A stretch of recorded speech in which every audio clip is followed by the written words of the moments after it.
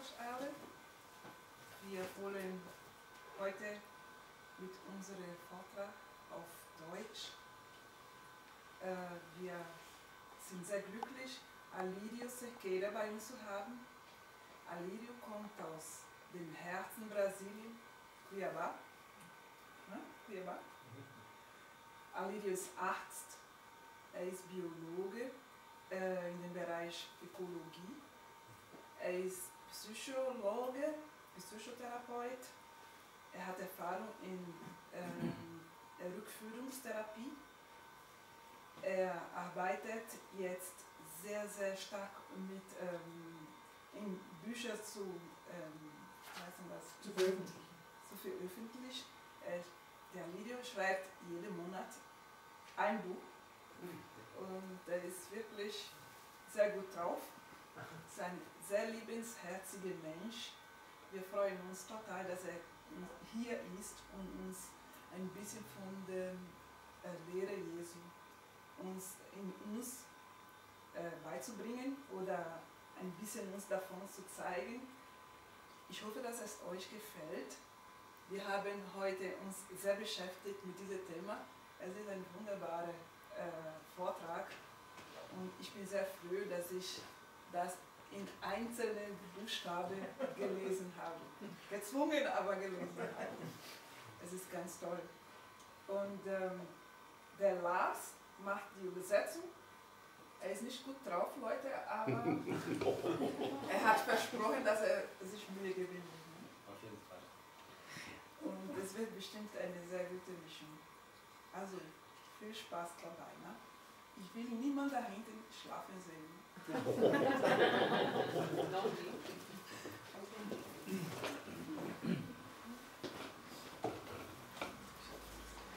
Boa noite a todos, que a paz de Jesus esteja com todos nós. Guten Abend zusammen und dass der Frieden von Jesu bei uns ist.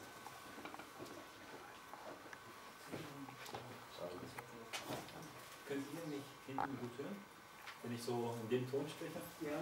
Passt.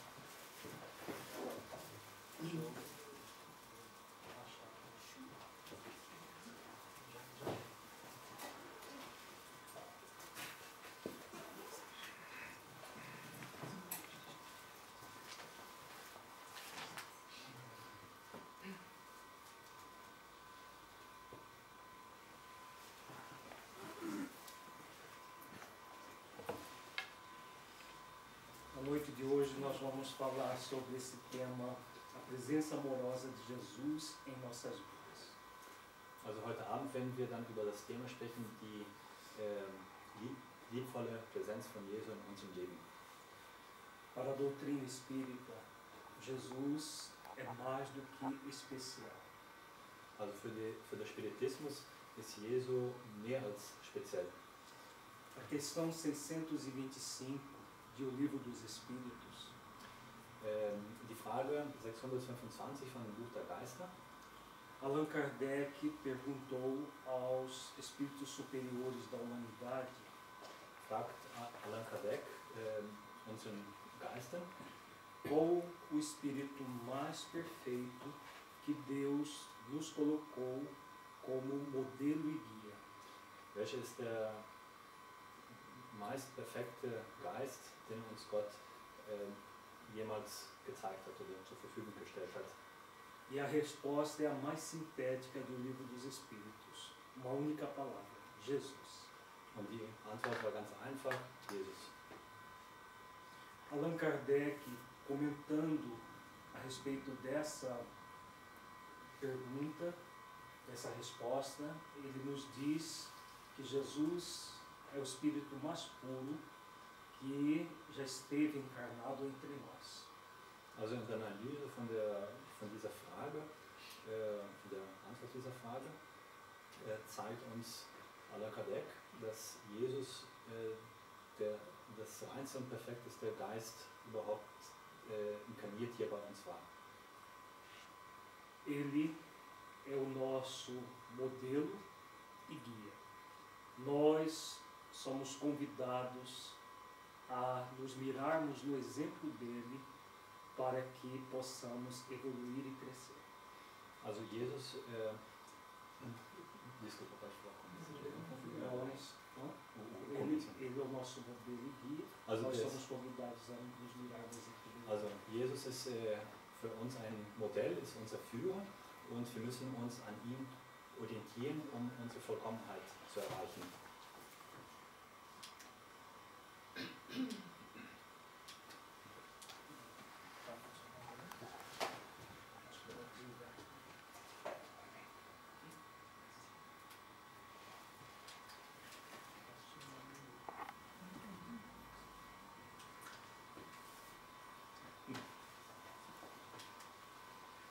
Na questão 621 do Livro dos Espíritos, Allan Kardec pergunta: onde está escrita a lei de Deus? Also in der Frage 621 von Dieter Weister, da fragt Allan Kardec, wo steht das Gesetz Gottes? A resposta, muito clara, na consciência. Also ganz klar ist die Antwort im Gewissen. Na questão 621A, Allan Kardec pergunta: visto que o homem traz em sua consciência a lei de Deus, que necessidade havia de lhe ser ela revelada?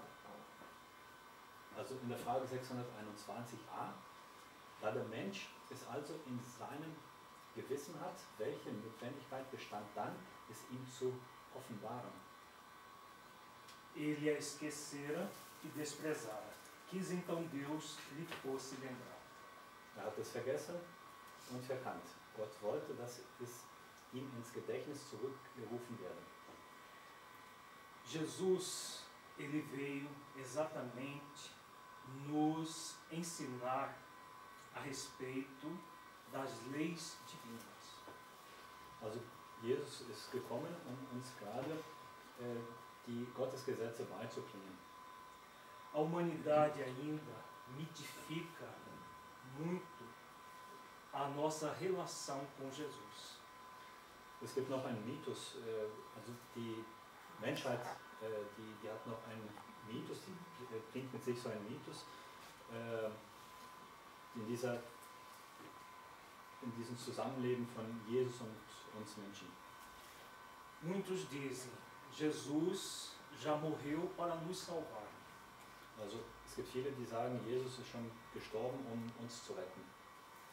Pelo simples fato de ele ter estado entre nós e nós crermos nele, já está tudo resolvido, estamos salvos. Also ganz einfach, wenn wir an ihn dann glauben, dann ist es schon in Ordnung so. É o que dizem os cristãos que se baseiam em dogmas. Das sind dann die Aussagen von den Christen, die in Dogmas dran glauben. Se nós observarmos atentamente os evangelhos, nós não vamos ver em hipótese alguma essa proposta. Also wenn wir ganz genau die Evangelien beobachten, dann werden wir sehen, dass dieser Vorschlag jetzt nicht so richtig die Wahrheit ist. Nicht geschrieben ist.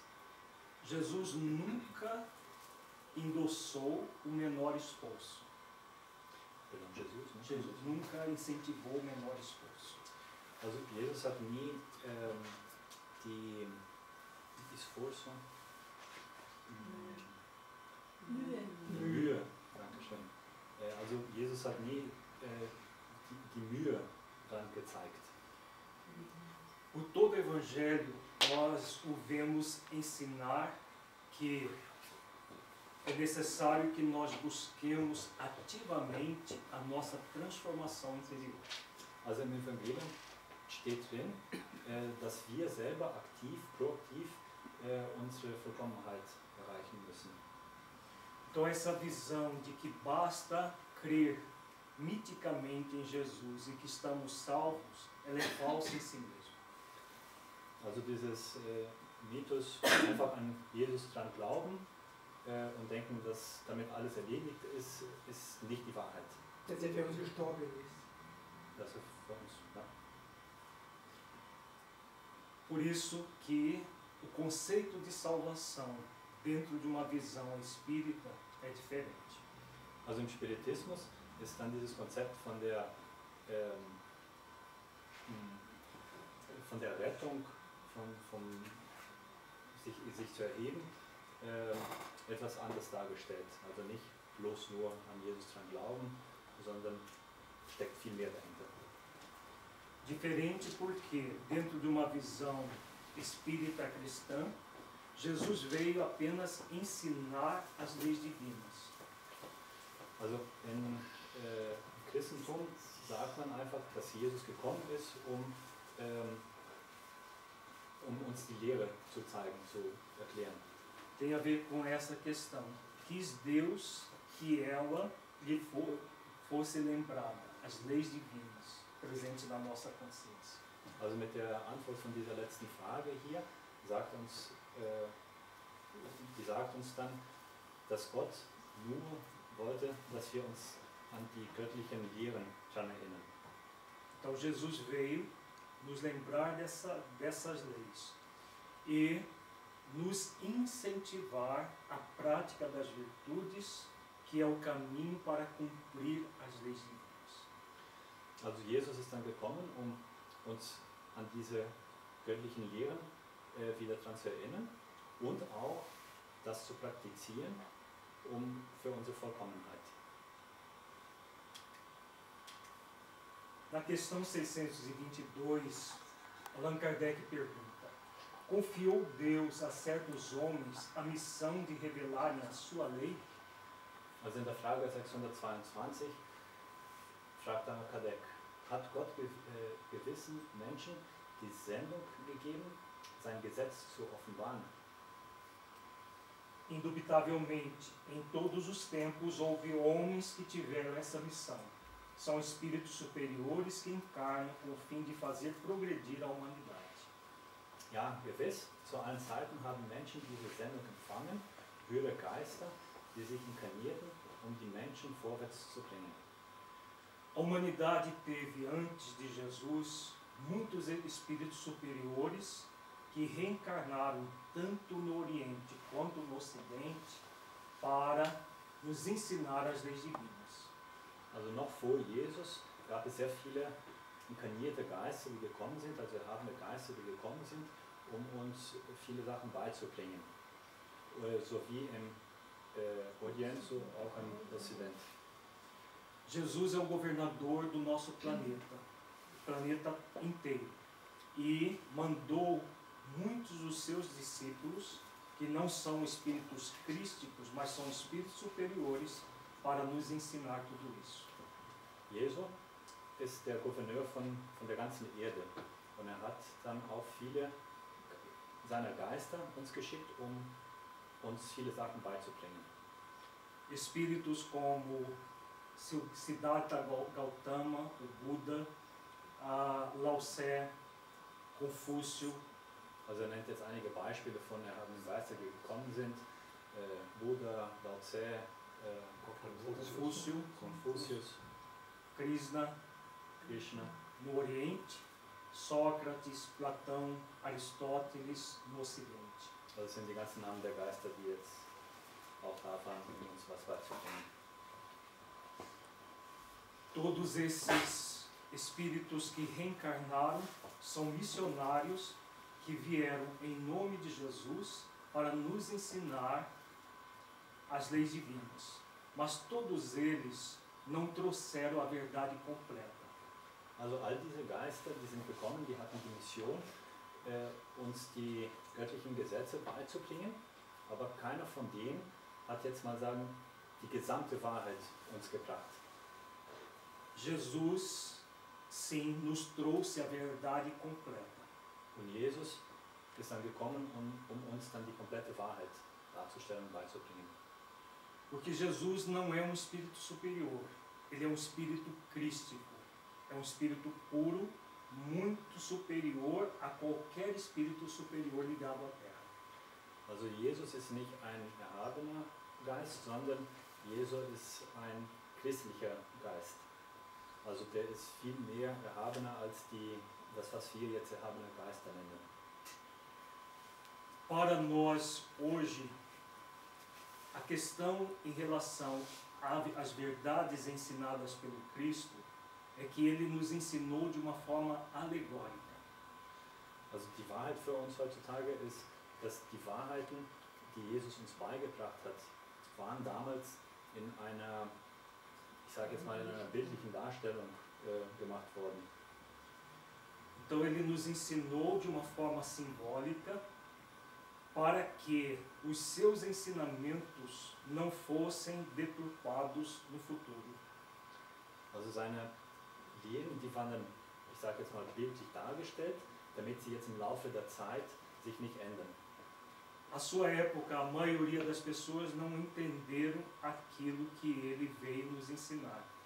Damals zu seiner Zeit, dann haben viele Leute seine Lehren nicht verstanden. Por isso que na parte alegórica o seu evangelho continua intacto até hoje. Und deswegen bleibt noch sein Evangelium in dieser bildlichen Darstellung intakt bis heute, also unberührt bis heute. Porque não dá para se manipular aquilo que não se entende. Also gerade deswegen, weil man kann nicht was ändern, was man nicht verstehen kann. Os espíritos superiores têm nos dito que muitas partes do evangelho foram deturpadas. Also wir haben im Geiste, die erzählen uns, dass viele Erläuterungen vom Evangelium schon geändert wurden. Principalmente a parte que não foi tão metafórica, no sentido figurado. Metaforica? Metafórica é assim, a parte do evangelho mais clara, menos metafórica, also, menos simbólica foram deturpadas. Also gerade das, was jetzt nicht so bildlich dargestellt wurde, was dann die Menschen verstanden haben, das wurde dann manipuliert, geändert und kommt dann für uns heute etwas anders rüber. A questão 624, Allan Kardec pergunta: qual o caráter do verdadeiro profeta? Also in der Frage 624 fragt Kardec, was ist der Charakter des wahren Propheten? O verdadeiro profeta é um homem de bem, inspirado por Deus. Podeis reconhecê-lo pelas suas palavras e pelos seus atos. Impossível é que Deus se sirva da boca do mentiroso para ensinar a verdade. Ist ein rechtschaffener Mensch, der von Gott inspiriert ist. Man erkennt ihn an seinen Worten und Werken. Gott kann sich nicht des Mundes eines Lügners bedienen, um die Wahrheit zu lehren. Então a resposta é muito clara. O verdadeiro profeta é aquele que ensina não apenas por palavras, mas principalmente pelos seus atos. O falso profeta fala daquilo que o seu coração não está cheio. Also die Antwort stellt das dann ganz klar. Die wahren Propheten, die lehren nicht nur was, sondern die zeigen es auch. Also die leben das mit dem Herzen und die leben mit dem Herzen und zeigen auch mit dem eigenen Verhalten. Und die Lügner, die können jetzt bloß nur was sagen, aber die glauben nicht dran mit dem Herzen. Und sie können dann diese Sachen, die sie uns sagen, erklären, nicht selber leben. Na questão 625, que já comentamos, Allan Kardec pergunta: qual o tipo mais perfeito que Deus tem oferecido ao homem para lhe servir de guia e modelo? In der Frage 625, welches ist das vollkommenste Vorbild, das Gott dem Menschen je gegeben, um ihm als Vorbildführung zu dienen? E a resposta muito clara: Jesus. Die Antwort ganz einfach: Jesus. Aqui nós temos um comentário de Allan Kardec. Para o homem, Jesus constitui o tipo da perfeição moral a que a humanidade pode aspirar na Terra. Deus nos oferece como o mais perfeito modelo, e a doutrina que ensinou é a expressão mais pura da lei do Senhor. Porque sendo ele o mais puro de quantos têm aparecido na Terra, o Espírito Divino o animava. Für die Menschheit verkörpert Jesus diejenige moralische Perfektion, welche die Menschen in ihrem irdischen Dasein erstreben können. Gott offenbart uns Jesus als das höchste Beispiel an Moral und seine Doktrine. Die er uns lehrte, ist der reinste Ausdruck des Gesetzes Gottes. Dieses zeigt sich in dem der göttliche Geist Jesus zum reinsten Wesen machte, da es jemals auf Erde lebte. Jesus nos ensinou as leis divinas em seu evangelho de amor. Como dizem os espíritos superiores da humanidade, ele é o nosso guia e modelo. Jesus hat uns die göttlichen Gesetze in seinem Evangelium der Liebe beigebracht. Wie die erhabenen Geister der Menschheit mitteilten, ist Jesus unser Führer und unser Vorbild. Im Folgenden werden wir uns mit der Kernaussage beschäftigen. Vamos agora aprofundar esse conceito do que significa guia e modelo, dentro de uma visão um pouco mais psicológica. Also was bedeutet das jetzt für uns Führer und Modell?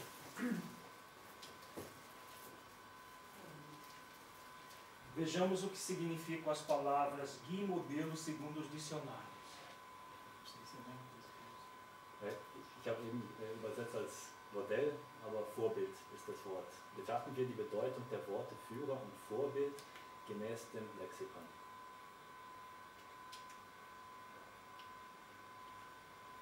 Guia é aquele ou aquilo que serve de diretriz, de modelo que inspira uma pessoa. Also Führer ist derjenige oder dasjenige, welches der Orientierung dient. Então esse é o grande caráter de Jesus. Ele veio para nos salvar. E o que é a salvação dentro do conceito espírita cristão? Also Jesus ist gekommen, uns zu retten. Qual é o conceito de salvação dentro de uma visão espírita cristã? Also welches ist das Konzept von der Rettung im Sinne des Spiritismus? O conceito de salvação dentro da visão espírita cristã é diferente das religiões cristãs tradicionais. Jesus veio para nos inspirar um modelo de conduta. Significa que ele veio para nos ensinar a prática das virtudes. Eu vou cortar mais um parte. Deixa eu retomar. Dentro da visão espírita cristã, Jesus é o nosso guia. Also im Spiritismus ist für uns Jesus unser Führer. Aquele que veio para nos ensinar o caminho da salvação. Der gekommen ist, uns den Weg zur Rettung zu zeigen. Não é um processo simplista que vai acontecer simplesmente utilizando uma crença pura e simplesmente. Also das ist jetzt nicht ein einfacher Prozess, der sich zeigen wird, indem man jetzt nur an ein einfaches Glauben glaubt. É um processo em que ele nos inspira um modelo novo de conduta. Also das ist ein Prozess, der inspiriert uns für ein neues Verhalten. Então Jesus é o exemplo de uma pessoa virtuosa. Also Jesus ist der Beispiel von einer erhabenen Person, von einem erhabenen Geist. Nós somos convidados a desenvolver as virtudes que ele já manifesta. Also wir sind dazu eingeladen, diese Vollkommenheit, die er uns zeigt, selber zu leben. Nós todos vamos alcançar a condição de evolução do espírito crístico. Also wir alle werden irgendwann so erhaben sein, dass wir in einer Position wie Jesus sein werden. É o que Jesus ensina quando ele diz: tudo que eu faço, vós podeis fazer e até mais, se quiserdes. Also das ist gerade, was Jesus uns beibringt, dass wir alles machen können, was er macht und sogar noch mehr. Na questão 540 do Livro dos Espíritos, os benfeitores dizem que in der Frage 540 vom Buch der Geister sagen uns die erhabenen Geister, que a evolução do ser começa no átomo primitivo e culmina no anjo, que começou pelo átomo. Also die Entwicklung der Geister, die fängt an beim Atom und endet bei den Engeln. Que começou pelo átomo. Und das begann dann beim Atom. Então, toda a evolução do ser, ela passa pelo mineral, vegetal, animal, hominal, até chegar no angelical. Also die ganze Entwicklung von den Wesen, die geht dann durch die Mineralien, die Das Pflanzenreich. Pflanzenreich, Tierreich, also Animal, hominal. Hominal. Menschenreich. Nein, Hominal. Menschheit. E até chegar no angelical. Also bis man zu den Engeln kommt. Jesus faz parte do reino angelical. Und Jesus gehört zu den Engeln. Então ele é o nosso guia para trilhar todo esse caminho. Und er ist dann unser Führer, dass wir jetzt diesen ganzen Weg machen können. Jesus é o Cristo manifestado. Also Jesus ist der Christ, der da ist. Cristo não é um nome, é um título. Also Christus oder Christ ist jetzt nicht ein Name, aber ist ein Titel. Então, Jesus, o Cristo. Jesus, der Christ. Então, ele é o Cristo manifesto. Also das ist dann der Christ, der sich dann manifestiert. Nós todos trazemos um Cristo interno em nós. Und wir alle, wir tragen in uns ein Christ. Na psicologia transpessoal, nós chamamos de ser essencial. Also in der Psychologie nennt man das sehr essential. Ein Like self. sehr essential. Ein Wesen, der aus Essenz bestehen würde, mehr oder weniger. É selbst. Ein Wesen aus der Essenz. É a mesma coisa, selbst. Jung criou o termo selbst, que em inglês é self. É a mesma coisa. Also Jung hat dafür das Wort selbst dann kreiert, was das jetzt erklärt. É a essência divina que nós somos. Das ist dann diese göttliche Essenz, die wir sind. Em nós é a essência divina que está aprendendo. Das ist dann diese göttliche Essenz in uns drin, die lernt. Jesus é o mestre, Jesus ist der Führer, der Meister, nós somos aprendizes do mestre. und wir sind die Lehrlinge von dem Meister. Então, isso é o significado desta palavra guia. Also das ist dann die Erklärung für dieses Wort Führer. É condutor por caminho de iluminação.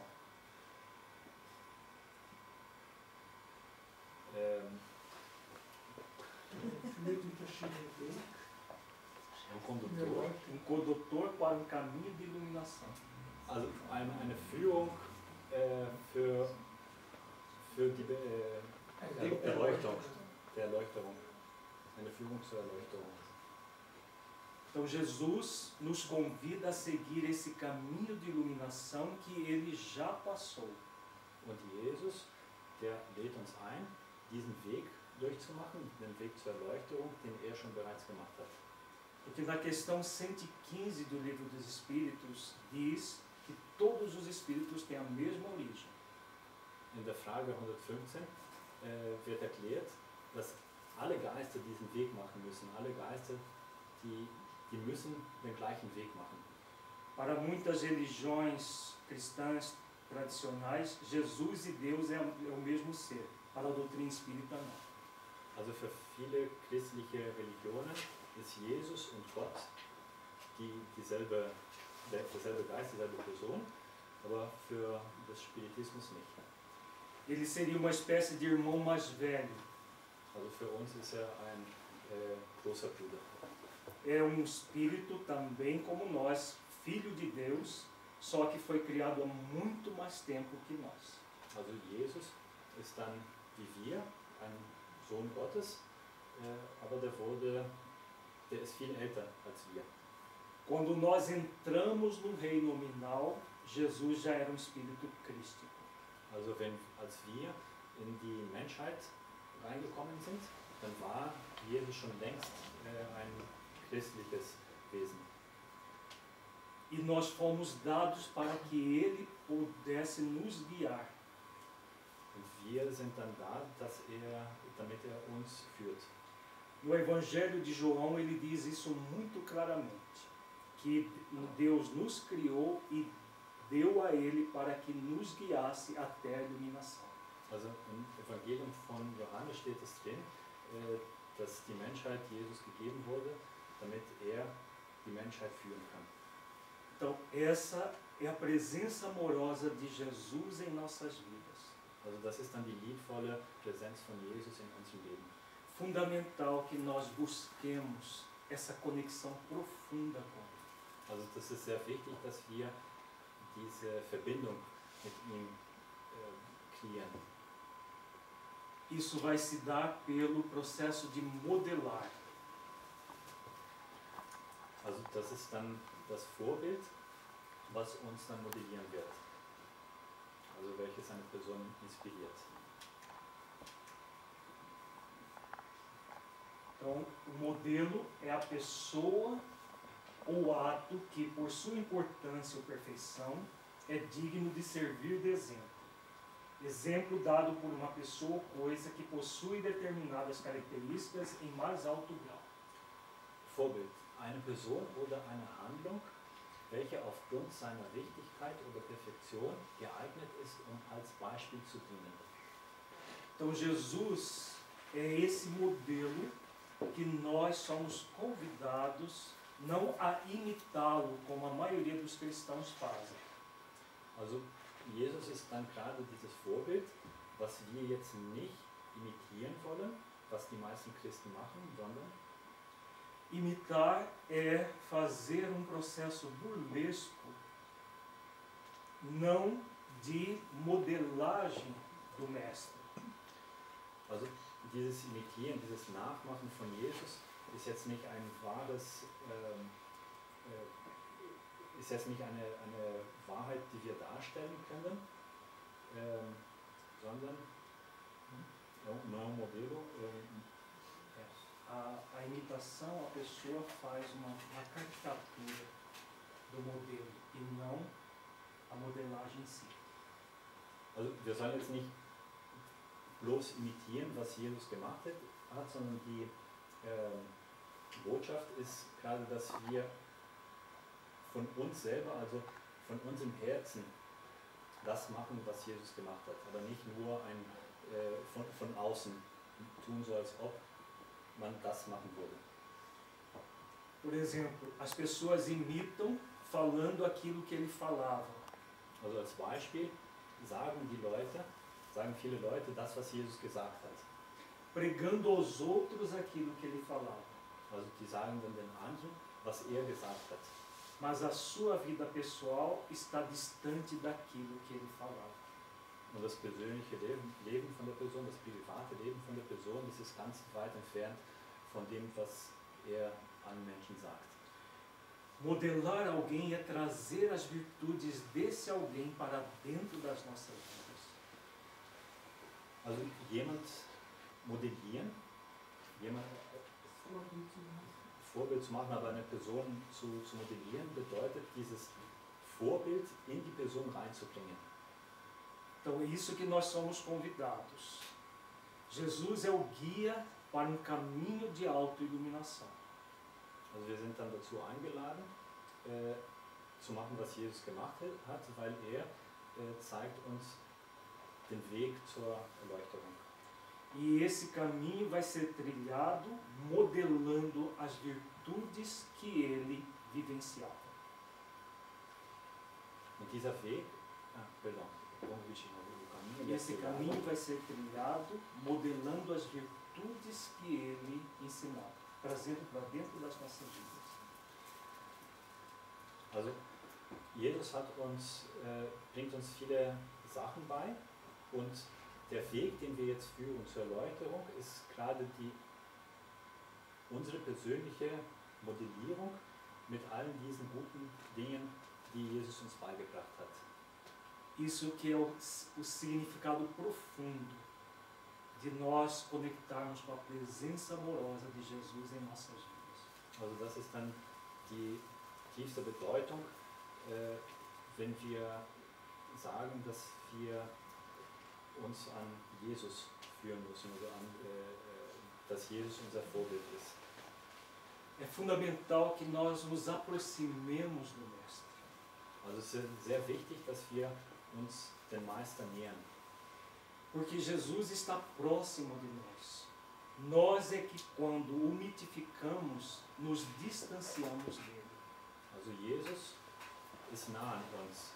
Aber wir, wenn wir so einen Mythos kreieren von Jesus, dann nehmen wir einen gewissen Abstand. Ao mitificá-lo, nós distanciamos também das virtudes que ele veio nos ensinar. Und wenn wir jetzt Jesus als Mythos sehen, dann entfernen wir uns jedes Mal mehr von ihm und von allen Sachen, die er uns beibringt. A maioria das pessoas faz isso por preguiça mental. Also die meisten Menschen, die machen das, weil sie einfach Falsche Faulheit. weil sie einfach faul sind. Also die sind faul zu überlegen und die Sachen zu machen. Das ist eine mentale Faulheit. Porque todo o processo de desenvolver virtudes dá trabalho. Also der ganze Prozess, um unsere gute Seite zu entwickeln, macht Arbeit. E a pessoa que não quer fazer esforços para se tornar virtuosa, mitifica Jesus e o coloca distante. Und all diese Leute, die sich nicht bemühen wollen, um besser zu werden, die stellen Jesus als Mythos. É mais cômodo dizer que ele é especial e que nós não conseguimos fazer o que ele fazia. Also es ist viel einfacher zu sagen, dass Jesus spezial war und das ist dann halt der Grund, warum wir nicht so gut sein können wie er. Ao colocá-lo como Deus, nós nos distanciamos do caminho que ele já trilhou. Und wenn wir ihn bloß als Gott hinstellen, dann nehmen wir eine Entfernung von ihm, von dem Weg und auch zugleich von dem Weg, den er selber gemacht hat, um diese Position zu erreichen. Ele mesmo nos convida a trilhar esse caminho, quando ele diz, sede perfeitos. Und er selber lädt uns ein, diesen Weg zu machen, indem er sagt, ihr sollt vollkommen sein.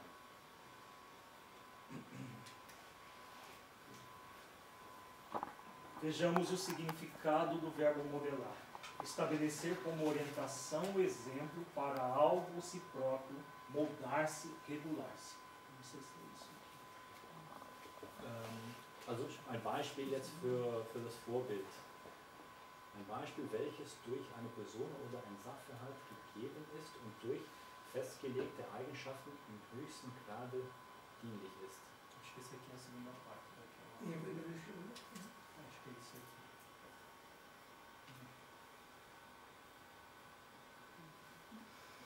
por isso Jesus é a mais pura, ser mais puro, que nós temos como.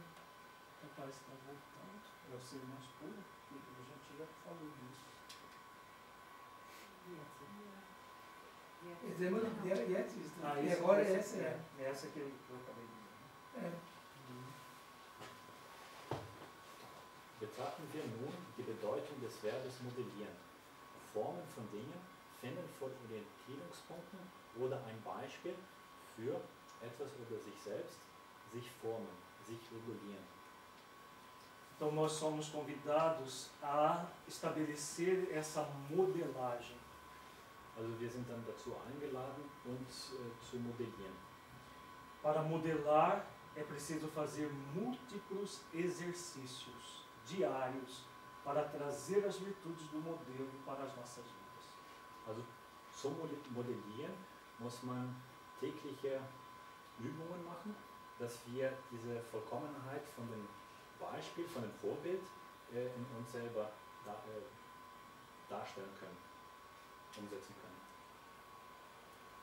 Hoje em dia,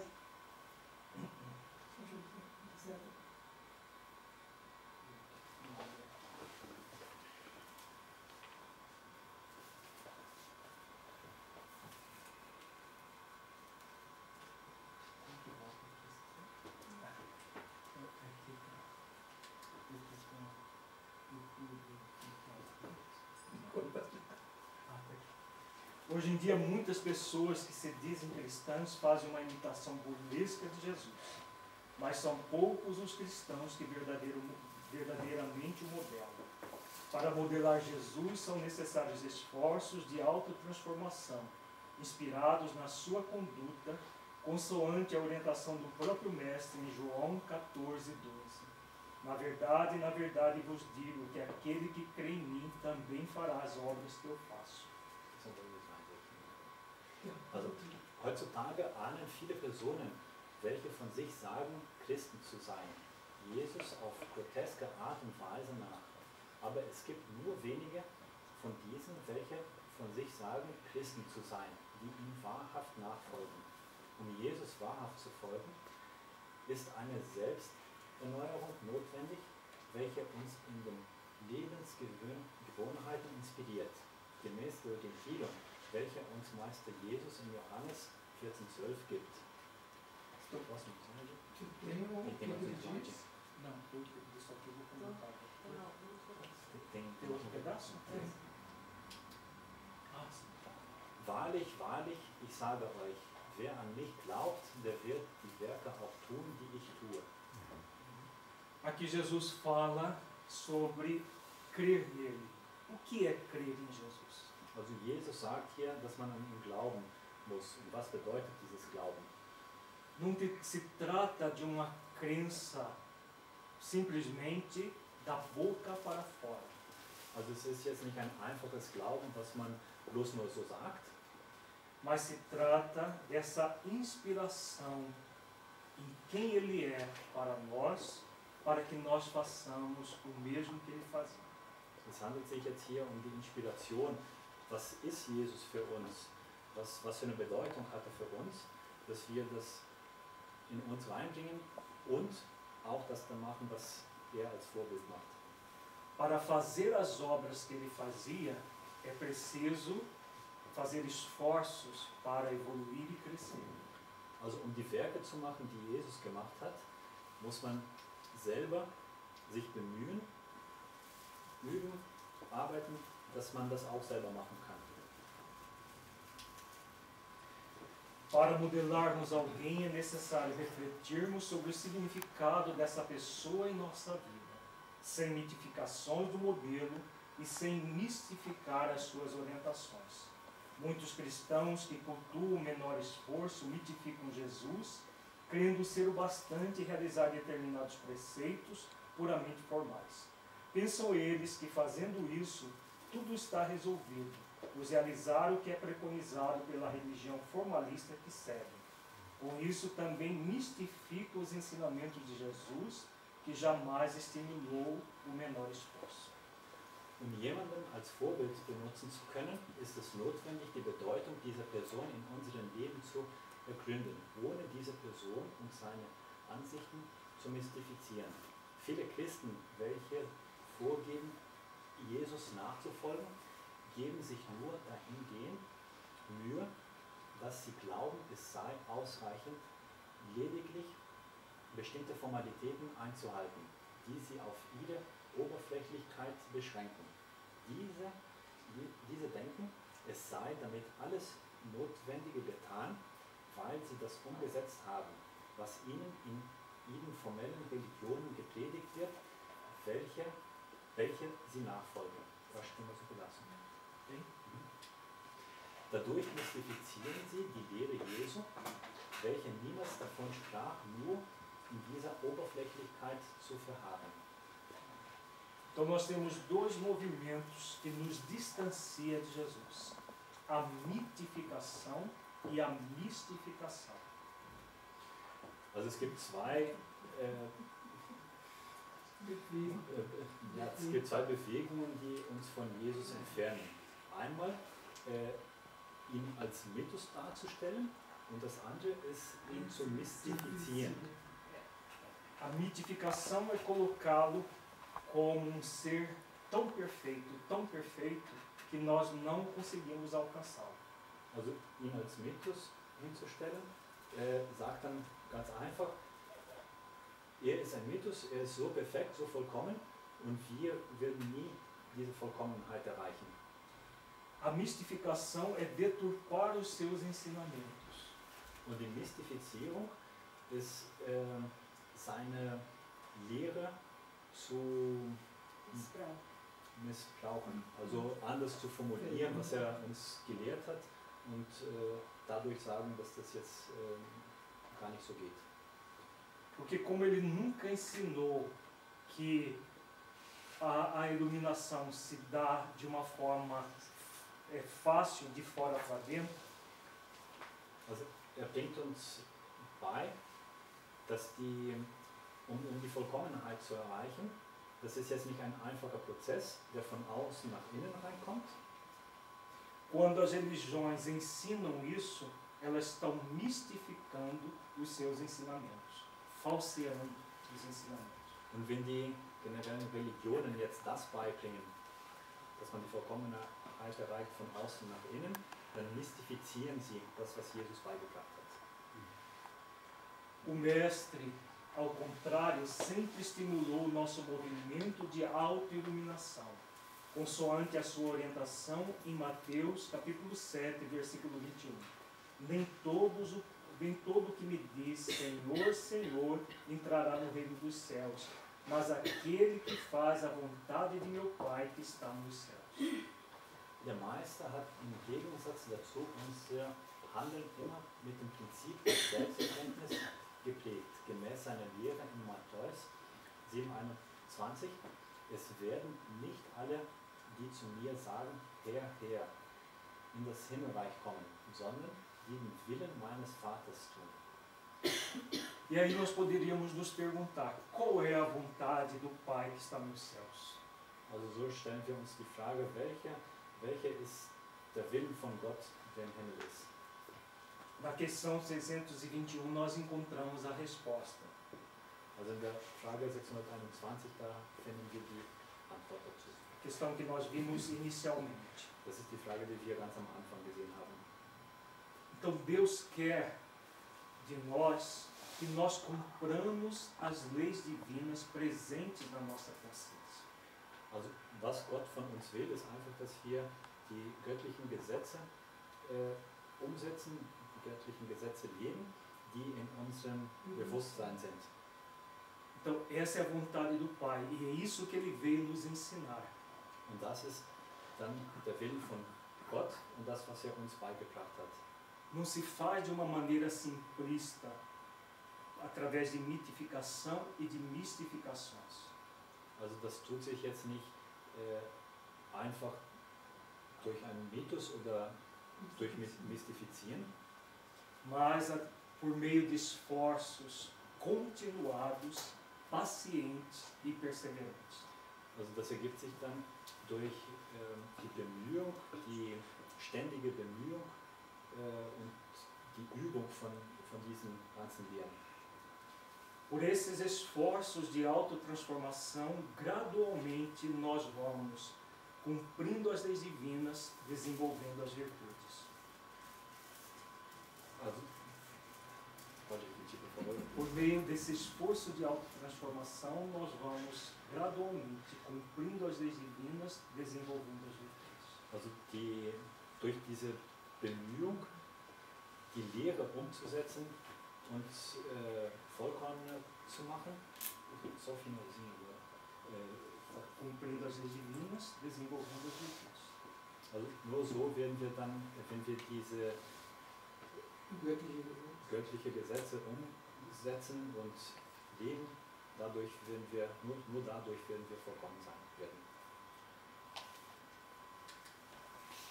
A vontade do Pai é que nos aproximemos dele pelo esforço para conhecer a verdade, para vivenciar o amor e o bem em nós mesmos. Jesus é a nossa grande referência, como ensina em João 14:6. Disse-lhe Jesus: Eu sou o caminho e a verdade e a vida. Ninguém vem ao Pai senão por mim. Der Wille des Vaters ist es, dass wir uns ihm annähern, indem wir die Wahrheit erkennen und die Liebe als das Gute in uns selbst erleben. Jesus dient uns als großes Vorbild, wie er uns in Johannes 14,6 aufzeigt. Jesus spricht zu ihm: Ich bin der Weg und die Wahrheit und das Leben. Niemand kommt zum Vater, denn durch mich. Na questão 115 do Livro dos Espíritos, Allan Kardec pergunta aos benfeitores Also in der Frage 115 von Dr. Geister, da fragt Kardec den guten Geistern, se Deus criou os espíritos bons e maus. ob Gott die guten und die schlechten Geister kreiert hat. E a resposta é muito clara, que não. Deus criou todos os espíritos da mesma forma, simples e ignorantes. Also die Antwort war ganz klar, nein, Gott hat alle Geister erschaffen. Alle Geister, primitiv und also primitiv und unvollkommen. Então todos temos a mesma origem. E o nosso grande compromisso é o de conhecer a verdade para nos aproximarmos de Deus. Also wir alle haben dieselbe Herkunft. Und es ist wichtig, dass wir dann jetzt die Gesetze von Gott kennen, üben, dass wir die Vollkommenheit erreichen können. Então esse conhecimento da verdade é uma meta que nós trazemos assinada em nossa consciência. O conhecimento da verdade é uma meta que trazemos assinada na nossa consciência. Also die Erkenntnis von der Wahrheit ist, was wir mit uns tragen in unserem Bewusstsein, Consciência, in unserem Bewusstsein, damit wir die Vollkommenheit erreichen. A partir do conhecimento da verdade, nós vamos alcançar a pura e eterna felicidade. Also mit der Erkennung von der Wahrheit, nur mit der Erkennung von der Wahrheit werden wir dann die Vollkommenheit erreichen. Esse é o nosso maior direito. Also das ist unsere größte,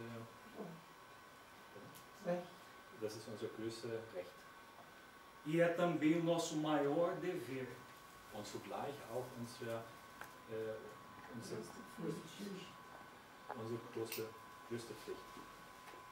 Direito a sermos felizes e o dever para nos esforçarmos pela autoiluminação para sermos felizes. Also Recht, froh zu sein, wir haben Recht, froh zu sein, und wir haben dann auch die Pflicht, die Vollkommenheit zu erreichen.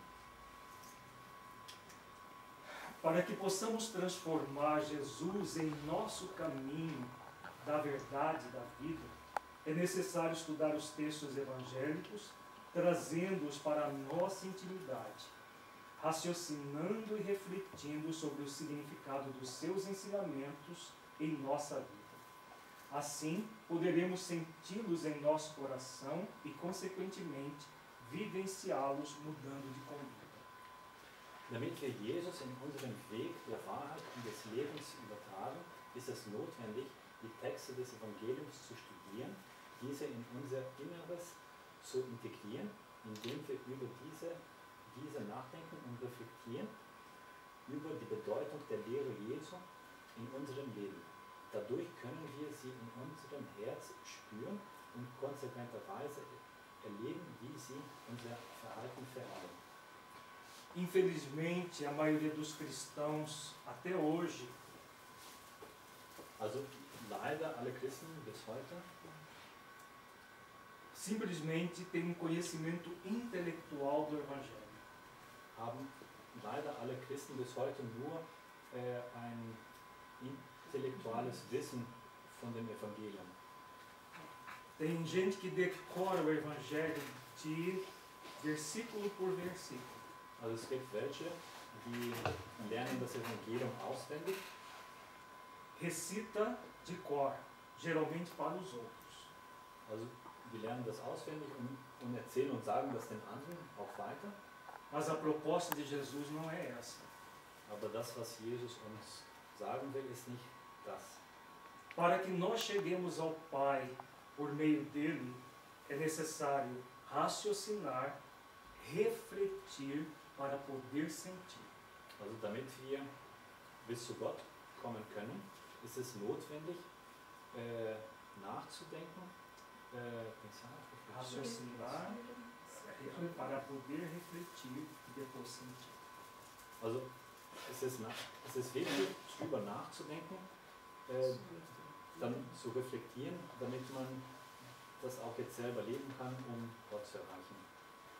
O raciocínio é o primeiro passo, se dá a partir da mente. Also drüber nachzudenken ist der erste Teil, der sich in unserem Kopf ergibt. Quando eu decoro algo, eu estou usando apenas a mente racional. Also wenn ich etwas auswendig lerne, benutze ich nur das Rationale von meinem Gehirn. A proposta de Jesus ela é reflexiva. Eu preciso que eu traga aquilo que eu raciocinei para a minha vida. Und das, was Jesus vorschlägt, ist gerade das zu lernen, was er uns beibringt und das in unserem Leben auch umsetzen. Se nós não trouxermos para dentro das nossas vidas, refletindo qual é o sentido disso para mim, Also wenn wir jetzt nicht drüber reflektieren, um zu sehen, was ist die Bedeutung davon für uns in unserem Leben, nós não vamos abrir espaço para sentir no coração a sua proposta. dann werden wir jetzt keinen Platz dafür geben, für das, was Jesus uns vorschlägt. Da verdade e da vida. Ninguém vai ao Pai senão por mim. Jesus. Ich bin der Weg, die Wahrheit und das Leben. Niemand gelangt zum Vater, außer durch mich, Jesus. Então nós temos aqui 3 ações muito profundas. Also hier haben wir 3 sehr wichtige Gesetze. Primeira ação, caminho. Como ser. Agir como espírito imortal. Aktion, gewisse Aktionen.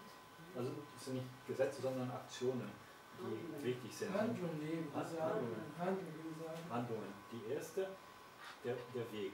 Der Weg ist, wie man ist. Handeln als unsterblicher Geist. Então que Jesus veio nos ensinar um caminho. Que caminho é esse? O caminho do espírito imortal. Also Jesus ist gekommen, um uns was zu lehren. Er zeigt uns den Weg und das ist der Weg für den unsterblichen Geist. Nós somos seres imortais momentaneamente no corpo. Also wir sind unsterbliche Wesen, momentan in einem Körper. Quando o apóstolo Paulo ensina que a vida do espírito é uma só, é porque é realmente. Also wenn der Apostel Paulus uns erklärt, dass es nur einen Geist gibt, Que é realmente. Uma Also, só. das zeigt dann, dass es tatsächlich so ist, es gibt nur einen Geist, ein Leben. Os cristãos não reencarnacionistas apoiam-se nessa fala de Paulo para dizer que a reencarnação não existe. Also diese Christen, die jetzt nicht, an die Reinkarnation nicht dran glauben, die lehnen sich an diese Aussage von Paulus, um zu sagen, dass es keine Wiedergeburt gibt. Afinal, ele disse que o espírito só vive uma vez. Weil Paulus sagt gerade, dass der Geist nur einmal lebt. E é real isso, porque a partir do momento que nós fomos criados lá no átomo primitivo, nós nunca mais vamos morrer. Und das ist tatsächlich die Wahrheit, weil ab dem Zeitpunkt, wo wir kreiert werden als Atom, ab dem Zeitpunkt ist es ein Gesetz, dass wir nie mehr sterben werden. Paulo estava falando do espírito imortal, não do corpo perecível que nós temos.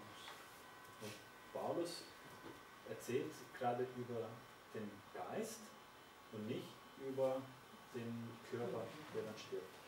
O espírito é imortal, mas ele usa vários corpos, evoluindo até a plenitude do ser.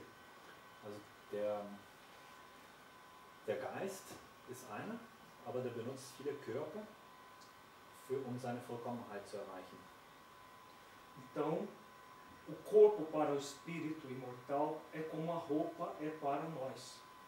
Algo que pode ser usado e, hora que não serve mais, deixada de lado. Also für den Geist ist der Körper wie ein Stück Kleidung. Man benutzt es eine Zeit lang und wenn es dann nicht mehr nützlich ist, dann wird es abgelegt. Quando nós trocamos de roupa, nós não deixamos de ser quem nós somos.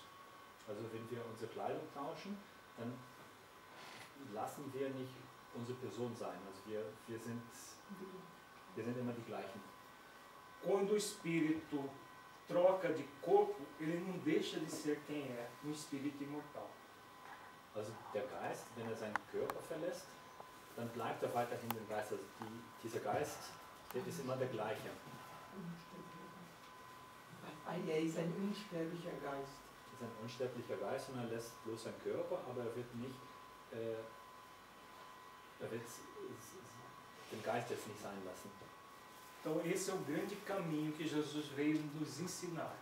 O caminho para que nós sejamos espíritos imortais. Und das ist der Weg, den Jesus uns zeigt, dass wir unsterbliche Geister sind. Nós somos espíritos imortais e é fundamental que nós vivamos assim. Also wir sind unsterbliche Geister und es ist auch sehr wichtig, dass wir auch das leben. Muitas pessoas vivem para o corpo e não como espíritos no corpo. Also es gibt viele Menschen, die leben für den Körper und nicht als ein Geist, der jetzt gerade in diesem Körper lebt. Vivem de uma forma materialista, simplesmente para ter, se tornando um ter humano. Also die leben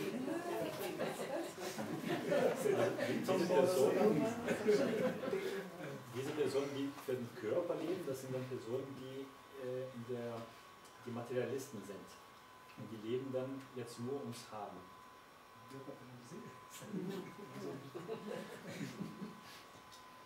Então, nós não somos teres humanos, nós somos seres humanos.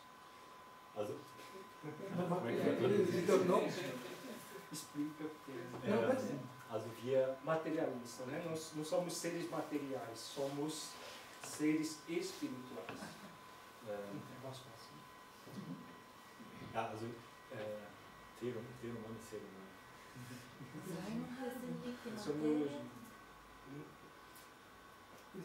Wir sind eigentlich keine materische Wesen, wir sind eher geistliche Wesen. Então, quando nós percebemos esse caminho, nós vamos perceber o caminho do espírito em evolução.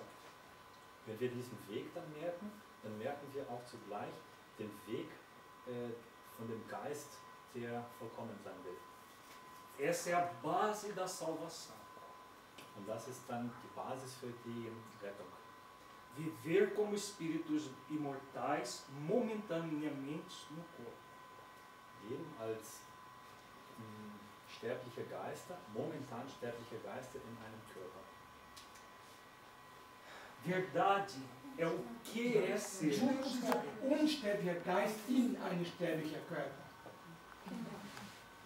Dankeschön. Verdade é o que é ser. Ser espírito imortal. Die Wahrheit ist, was man ist. Da stehen wir unter was. Ein unsterblicher Geist. Então nós somos espíritos imortais. É importante que nós saibamos o que é o espírito imortal. Also wir sind unsterbliche Geister und es ist auch sehr wichtig zu wissen, was ist ein unsterblicher Geist.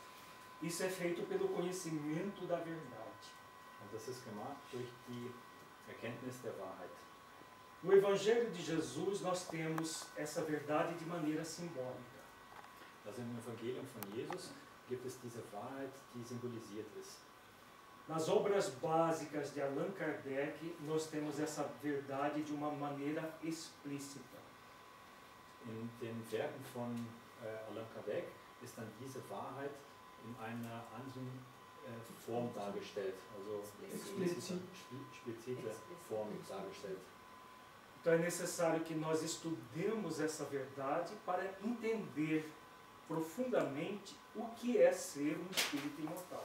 Also es ist ganz wichtig, dann diese Wahrheit zu lernen, damit wir auch verstehen, was bedeutet es, ein unsterblicher Geist zu sein. Por último, nós temos a vida. Por que ser? É o propósito existencial do espírito imortal. Also das Leben ist, warum man ist, der Grund des Daseins des unsterblichen Geistes. Todos nós temos um propósito nesta existência. Also wir alle haben einen Grund für diese Existenz. Nós não reencarnamos para passear na Terra. Also wir sind jetzt nicht einfach inkarniert worden, um hier rumzuspazieren. Apesar de muitas pessoas pensarem assim, nós não estamos aqui para isso. Obwohl es viele Menschen gibt, die daran denken, dass wir bloß da sind spazieren, ist das nicht die Wahrheit.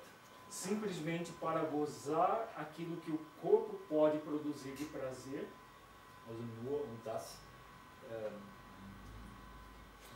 seinen Körper zu benutzen oder diese Genuss, was der Körper uns ermöglicht.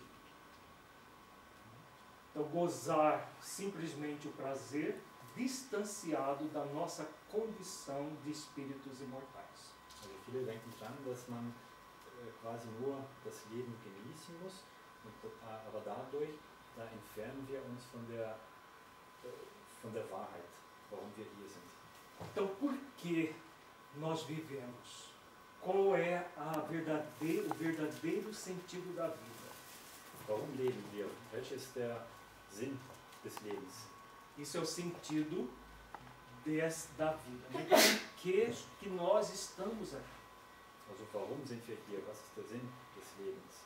Nós estamos aqui para cumprir um propósito, não para parasitar a sociedade ou a comunidade terrestre. Also wir sind da, um ein Ziel zu erreichen und nicht einfach um das Leben zu genießen. De uma forma geral, o propósito das nossas existências é exatamente evoluir até a plenitude do ser. Also das Ziel von unserem Leben ist jetzt die Vollkommenheit zu erreichen. Nós fazemos isso em várias existências sucessivas. Und das machen wir dann in verschiedenen Leben, die wir hier leben, in verschiedenen Inkarnationen.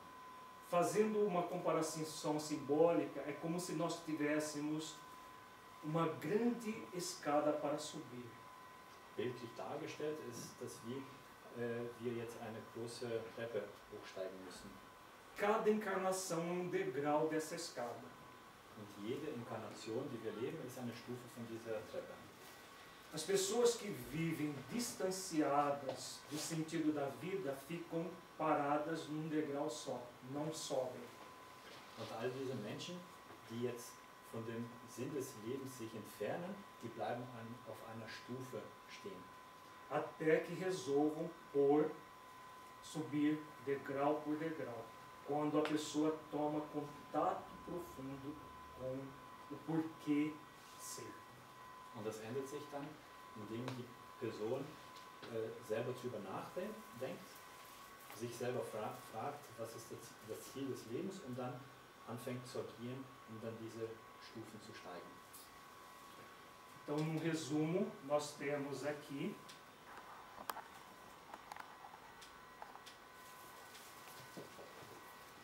o caminho, como ser, agir como espírito imortal. Also das ist jetzt eine Zusammenfassung von dem Ganzen. der Weg, wie man ist. Handeln als unsterblicher Geist.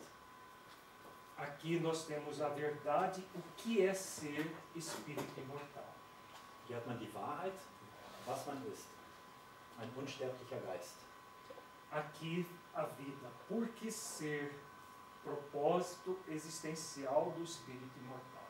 Ganz oben haben wir das Leben, Grund des Daseins des unsterblichen Geistes.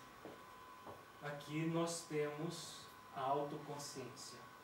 Und in der Mitte haben wir dann die Selbsterkenntnis. O conjunto disso é exatamente a essência do modelar Jesus. Und das alles zusammen ist dann die Essenz, was Jesus ist. Torná-lo verdadeiramente o nosso guia. Also wir müssen ihn in Wahrheit unseren Führer, als Führer sehen. Ele é o nosso guia para chegarmos a Deus, como ele disse. Also Jesus ist unser Führer, damit wir Gott erreichen können. Eu sou o caminho para a verdade e para a vida. Ninguém vai ao Pai senão por mim. Also ich bin der Weg für die Wahrheit und nur über mich werdet ihr Gott erreichen können. Durch mich. Para trilhar esse caminho é necessário que nós nos procedamos novamente uma tríade. Also damit wir diesen Weg gehen können, haben wir hier jetzt diese Darstellung. Nós temos aqui uma outra tríade. Eu, espírito imortal. Also einmal ich als unsterblicher Geist. Aqui nós temos as leis divinas. Hier haben wir die göttlichen Gesetze. Aqui nós temos Deus. Und ganz oben haben wir Gott. Nós somos convidados a realizar duas atitudes básicas. Also wir müssen wir müssen zwei Handlungen wahrnehmen. Entrega e ação. Die Hingabe und die Handlung. A entrega é a Deus e as leis divinas. Die Hingabe ist Gott und die göttlichen Gesetze. Porque Deus é o absoluto, é o Criador de todo o universo. Also Gott ist absolut, ist der Erschaffer von dem ganzen Universum. Cabe a nós nos entregarmos a Ele. Und wir müssen uns dann ihm geben, hingeben. Porque somente nos entregando a Deus é que nós vamos sentir vida em abundância em nós. Und nur wenn wir uns Gott hingeben, werden wir Nós vamos sentir a vida em abundância. nur dadurch werden wir dann das richtige Leben in uns fühlen können. Nós vamos nos sentir pertencendo ao universo. Also wir werden uns fühlen, als ob wir Teil des Universums sind. Quando nós nos rebelamos contra Deus, nós nos sentimos vazios existencialmente. Also wenn wir gegen Gott sind, dann fühlen wir in uns so etwas Leeres. A pessoa, em vez de sentir-se pertencendo ao universo, vai sentir um sentimento de abandono e de isolamento existencial. Also dadurch, wenn man gegen Gott ist, dann fühlt man sich jetzt außerhalb von dem Universum und verlassen von Gott. Isso produz doenças como a depressão, ansiedade generalizada, transtorno do pânico e muitas outras doenças de caráter físico ou psicossomático. Also zusammengefasst, das ergibt dann verschiedene Krankheiten, also ich sage jetzt mal Kopfkrankheiten und auch körperliche Krankheiten, psychische Krankheiten und körperliche Oder psychosomatische Krankheiten. psychosomatische. Also verschiedene Krankheiten erzeugt das. Depression auch. Depressão, síndrome do pânico, ansiedade generalizada. Depression, Síndrome do Pânico, Panische Angst. panische Angst. A pessoa, ela não se sente pertencendo ao universo. Ela se sente isolada. Isso é muito grave para o espírito humano. Also die Person, die fühlt sich jetzt dadurch außerhalb von dem Universum, isoliert von dem Universum und ja, getrennt von dem Ganzen. Isso pode acontecer quando a pessoa nutre ideias materialistas, acreditando que Deus não existe, Also das passiert, wenn die Person jetzt sehr materialistisch ist und denkt, dass Gott nicht existiert. ou mesmo espiritualista, com um Deus tão distante de nós que ela não se sente aconchegada.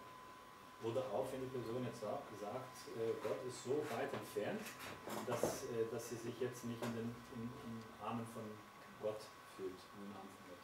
Para que nós nos sintamos aconchegados no colo divino, Also damit wir uns in den Armen, in den göttlichen Armen fühlen, é necessário que nós nos entreguemos em espírito e verdade a Ele. ist es sehr wichtig, dass wir uns ihm hingeben. Como Jesus nos ensina, nos entregarmos em espírito e verdade. Also wie Jesus uns es erklärt, wir müssen uns hingeben in Geist und in der Wahrheit.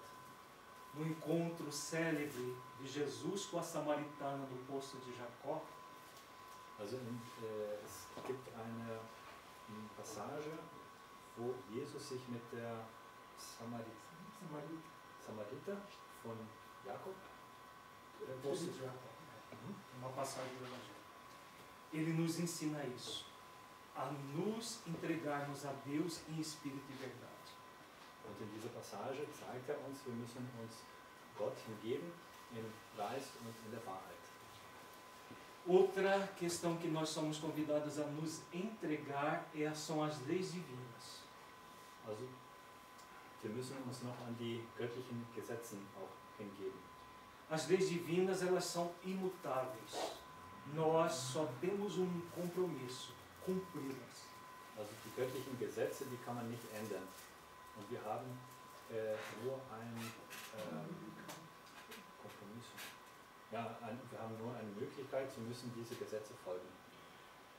Porque todas as leis divinas existem para que nós alcancemos a pura e eterna felicidade. Also nur über die göttlichen Gesetze kann man auch die Vollkommenheit und die Felicidade, Die volle Glückseligkeit erreichen. Então, cabe a nós amá-las, respeitá-las e cumpri-las. Also wir müssen die lieben, respektieren und auch folgen. Sobra a ação. Onde nós vamos agir? Und jetzt sind wir gerade bei der Handlung, wo werden wir handeln? Nós vamos agir em nós mesmos, espíritos imortais. Und wir werden dann in uns selber, in den unsterblichen Geistern handeln. Como que se age no espírito imortal? Wie handelt man mit dem unsterblichen Geist? In dem, wie handelt man? Uma pergunta. Como que se age no espírito imortal? Also wie handelt man im unsterblichen Geist? Age-se no espírito imortal desenvolvendo as virtudes. Also wir handeln in dem unsterblichen Geist, indem wir die Tugend ausüben. Por exemplo, nós temos aqui a lei de amor, justiça e caridade. Also hier haben wir, einer der göttlichen Gesetze ist die Liebe, Amor, justiça e caridade. Liebe, Gerechtigkeit und Nächstenliebe. Essa é a lei. Das ist das Gesetz. As virtudes, amor, justiça e caridade, desenvolvendo em nossos corações. Und wir müssen dann in unserem Herzen die Liebe, Gerechtigkeit und Nächstenliebe ausüben. Also wir müssen das selber machen in uns. Outro exemplo, nós temos aqui a lei de liberdade. Wir haben auch das Gesetz der Freiheit. A liberdade de ação, que dá origem ao nosso livre-arbítrio, fazer as escolhas. Also wir haben die Freiheit, selber Entscheidungen zu treffen. A virtude que somos convidados a desenvolver aqui é o discernimento. Escolher o Die Tugend, die melhor. man hat, ist zu entscheiden, was man machen möchte. quando nós desenvolvemos o discernimento, nós vamos fazer as melhores escolhas e vamos usar bem a lei de liberdade. Ajuda os universitários. Genau, por favor. Quando nós desenvolvemos o discernimento, que é a virtude, nós vamos usar bem a lei de liberdade, porque faremos a melhor escolha.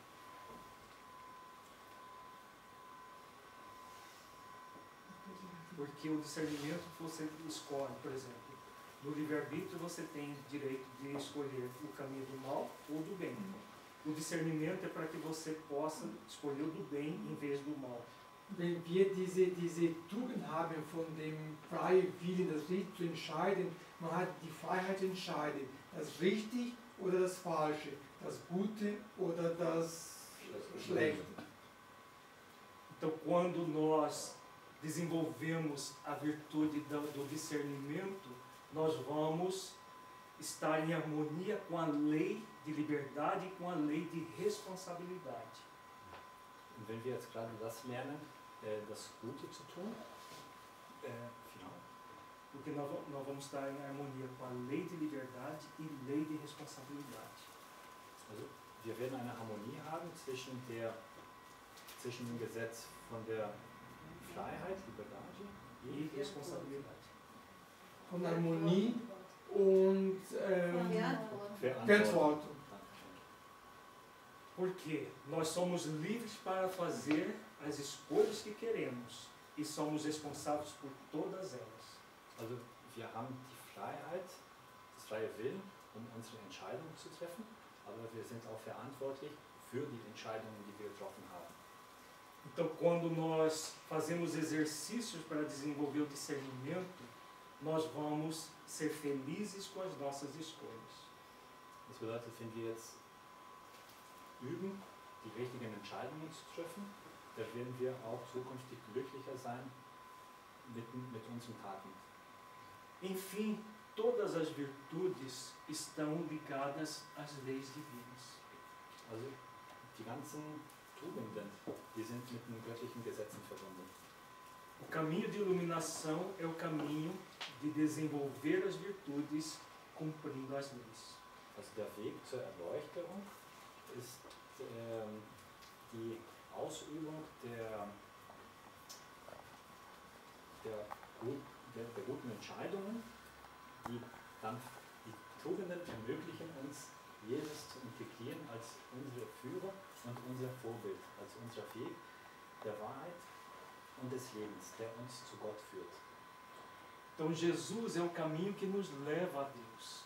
Nos entregar a Ele como nosso modelo e guia vai ser fundamental para que nós cheguemos a Deus cumprindo as leis, desenvolvendo virtudes. Also Jesus zeigt uns den Weg, damit wir Gott erreichen können.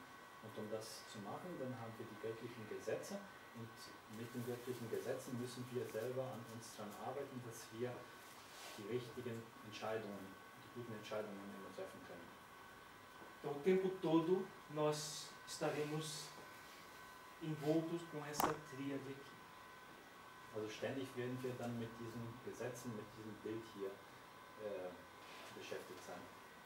Esse é o resultado da presença amorosa de Jesus em nossas vidas. Und das ist das Ergebnis von der liebvollen Präsenz von Jesus in unserem Leben. Modelar Jesus significa, portanto, disposição para desenvolver as virtudes cristãs, amando e cumprindo as leis divinas presentes em nossa consciência, aproximando-nos de Deus pela vivência dos seus atributos. Jesus in unser Leben zu integrieren bedeutet, unsere Bestimmung, die christlichen Tugenden zu entfalten, die Gesetze Gottes, welche in unserem Bewusstsein sind, zu lieben und ihnen nachzukommen, um uns an Gott anzunähern durch die Erfahrungen, die wir mit den göttlichen Attributen sammeln.